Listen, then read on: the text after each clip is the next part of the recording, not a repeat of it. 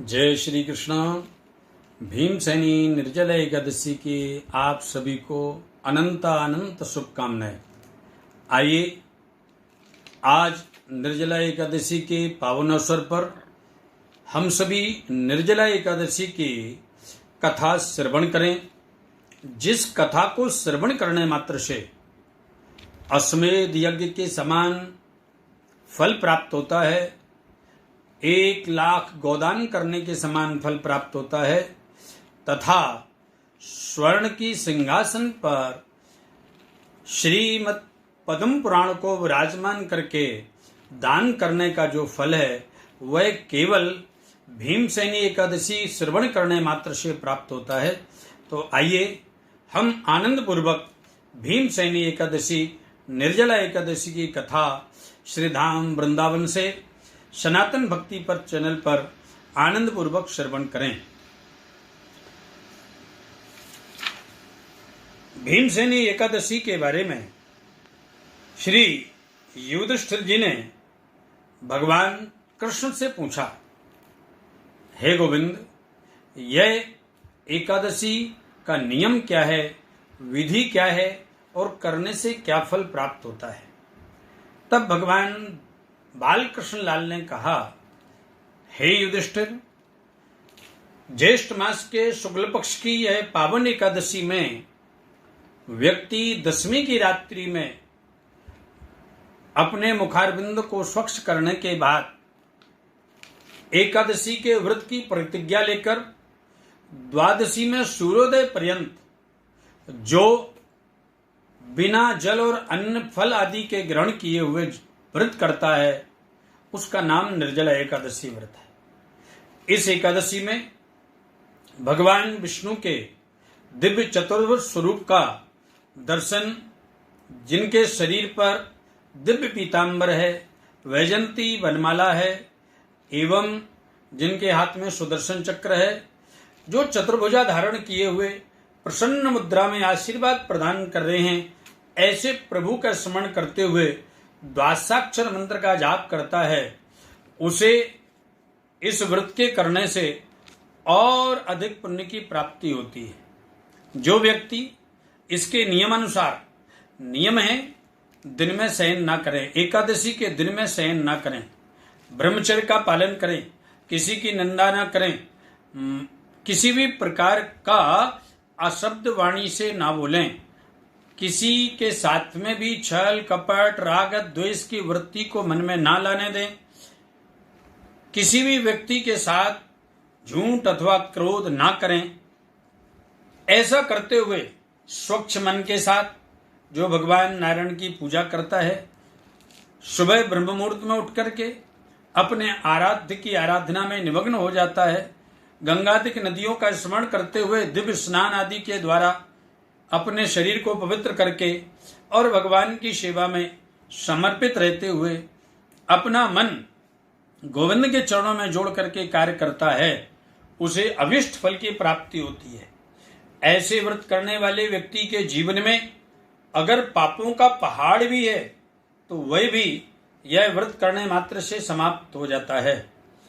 इस व्रत के करने से व्यक्ति के जीवन में अगर किसी भी कारण से माता पिता का अनजाने में अनादर हो गया, गुरु का अनादर हो गया, कभी चोरी कर ली, किसी वृक्ष को निरर्थक विच्छेदन कर दिया, काट दिया, किसी भी प्रकार से किसी का ऋण ले लिया लेकिन ना दे सके, तथा जब व्यक्ति किसी भी प्रकार से दूसरे का अनादर कर देता है, उन सभी बड़े से बड़े पातकों से भी निवृत्ति मिलती है। हे युधिष्ठिर, अगर किसी ने गर्भपात जैसा जघन्य अपराध किया, वह भी अगर इस भीमसेनी एकादशी को नियम और विधि पूर्वक करता है तथा कथा श्रवण करता है, तो उसे यह बाल इत्यादि दोष भी समाप्त हो जाते हैं, उससे भी मुक्ति प्राप्त होती है। भगवान श्री कृष्ण ने कहा, अर्जुन, यह भीमसेनी एकादशी क्यों कहा जाता है? क्योंकि एक बार जब युधिष्ठिर महाराज ने अपने भाइयों से कहा कि स्वर्ग की प्राप्ति के लिए प्रत्येक मनुष्य को वर्ष में 24 एकादशी करनी चाहिए। जो व्यक्ति एकादशी का व्रत करता है उसे नरकादिक यातनाओं के में नहीं जाना पड़ता, वह स्वर्ग की प्राप्ति करता है। भीम ने कहा, हे ज्येष्ठ, मेरे द्वारा यह व्रत करना संभव नहीं है, क्योंकि मेरे उदर में वृकाग्नि है, मुझे अधिक भूख लगती है, मेरा पाचन तंत्र बड़ा श्रेष्ठ है, मैं भूखा नहीं रह सकता। तब युधिष्ठिर महाराज ने कहा था, भीम, तुम वर्ष की 23 एकादशियों को छोड़ दो, उसमें अन्न ग्रहण कर सकते हो, लेकिन इस ज्येष्ठ मास की एकादशी को निर्जला व्रत करने से तुमको 24 एकादशी व्रत करने का फल प्राप्त होगा।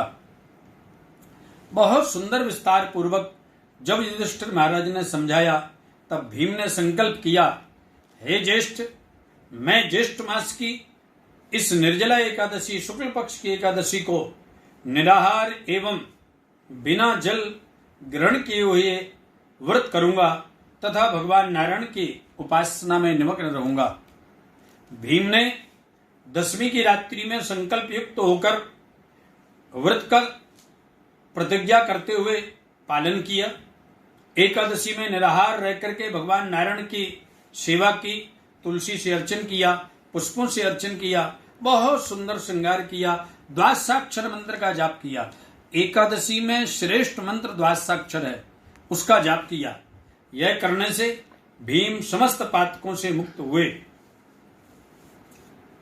जब व्यक्ति सूर्योदय काल, प्रभास काल में आनंद पूर्वक भगवान के दिव्य स्वरूप का स्मरण करते हुए द्वादशी में स्नान आदि करके पारायण करता है, उस समय नियम है किसी ब्राह्मण को बुला करके उसे प्रसाद ग्रहण कराएं, उसके बाद उसे दक्षिणा आदि देकर के स्वयं चरणामृत ग्रहण करें और उसके बाद में पारायण करें।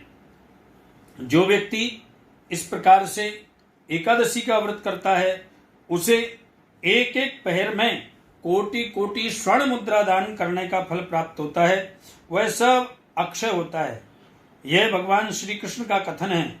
निर्जला एकादशी विधि पूर्वक उत्तम रीति से उपवास करके मानव वैष्णव पद को प्राप्त करता है। जो मनुष्य एकादशी के दिन अन्न खाता है वह अपने पाप का भोजन करता है। इस लोक में वह चंडाल के समान है और जाने के बाद उसकी दुर्गति होती है। इसलिए जो ज्येष्ठ के शुक्ल पक्ष की एकादशी को उपवास करके दान देंगे वे परम पद को प्राप्त होंगे। उन्हें एकादशी उपवास के फल के रूप में ब्रह्मत्यारे, शराबी, चोर, गुरुद्रोही आदि बड़े से बड़े पातकों से मुक्त हो जाएंगे। हे कुंती नंदन, निर्जला एकादशी के दिन श्रद्धालु स्त्री पुरुष विशेष करके दान और कर्तव्य विहित है, उसे सुनो। इस दिन जल में शयन करने वाले भगवान विष्णु का पूजन, जलमयी धेनु का दान करना चाहिए अथवा प्रत्यक्ष धेनु और घृतमयी धेनु का दान करना चाहिए। पर्याप्त दक्षिणा और भली भांति से मिष्ठान्नों द्वारा यत्न पूर्वक ब्राह्मणों को संतुष्ट करना चाहिए। ऐसे करने से ब्राह्मण अवश्य संतुष्ट होते हैं और उनके संतुष्ट होने पर श्री हरि मोक्ष प्रदान करते हैं। जिन्होंने शम दम दया दान में प्रवृत्त हो श्री हरि का पूजन करके रात्रि में जागरण करते हुए निर्जला एकादशी का व्रत किया है, उन्हें अपने साथ ही बीती हुई 100 पीढ़ियों को और आने वाली 100 पीढ़ियों को भगवान वासुदेव के धाम में पहुंचा दिया। निर्जला एकादशी के दिन अन्न, वस्त्र, गौ, जल, सैया, सुंदर आसन, कमंडल और छाता दान करने का बहुत बड़ा विधान है। इसके लिए कहा है, एकादश्याम दिने योन्नम भुंक्ते पापम भुनंक्षसा ये लोके च चंडालो मृत प्राप्नोति दुर्गतिम। और दान के बारे में कहा है, अन्नम वस्त्रम तथा गावो जलम सय्यासनम शुभम कमंडलुस्तथा छत्रम दातव्यम निर्जला दिने।